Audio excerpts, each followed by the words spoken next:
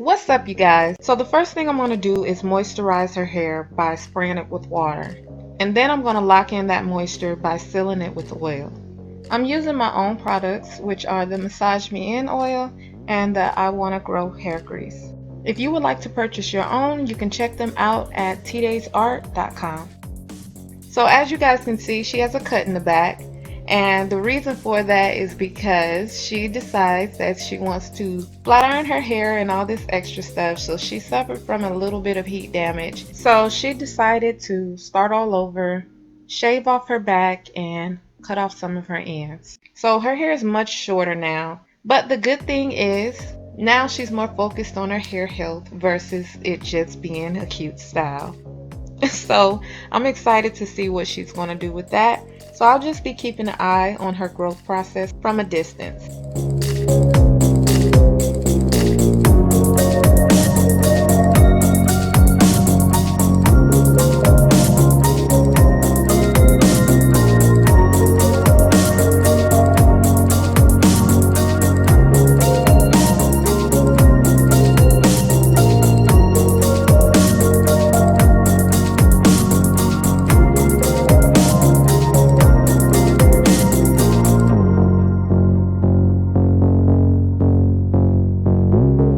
So the hair that I'm going to be using is the Kima braid Ocean Wave in 14 inches.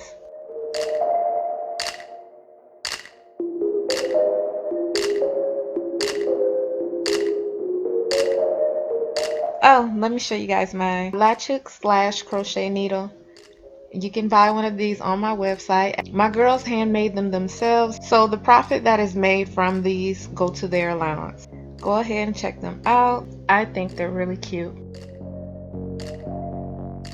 So right now I'm just taking small portions of hair and I'm crocheting it underneath the big cornrows. And the reason for that is because you don't want to crochet around the whole cornrow because it's too fat and the hair it will eventually slip. So I always put it underneath or around the actual cornrow so that it can stay into place, and also so that you won't use too much hair. You can see exactly how much hair is needed, but if you crochet it around the whole braid with that big bulk, it'll just be too much. As you guys can see, I'm only adding it underneath the bottom of the cornrow. Now once I get to that top cornrow going across, I'm going to add it to the bottom and I'm going to add it to the top. And the reason why I add it to the top is to give it that undetectable look to where it looks like it's growing out of the scalp. That's the only time that I'm going to put it on the top and the bottom. Another reason why I do this is because I don't want it to look too full. I want the hairstyle to look natural and not be too bulky.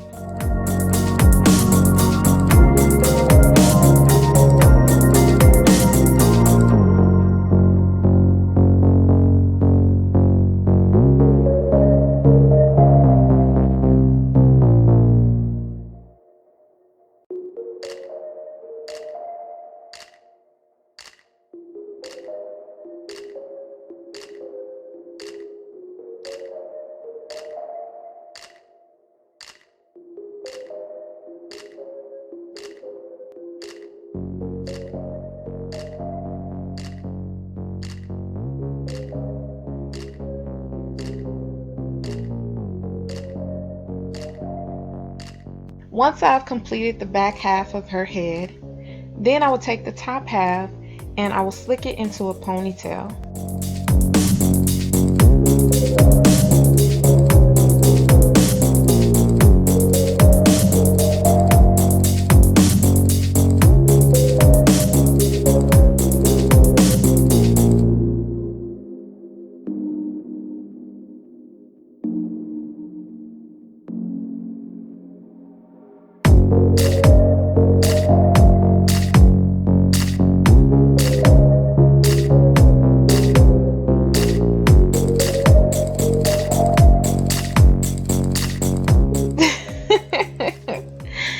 Oh my gosh, she didn't let me know that she took the top off. Back to the tutorial. It is very important that you tie the hair up and let it dry before doing anything else, especially if you're a natural. because without it, I'm telling you, her hair will roll right back up like it never happened.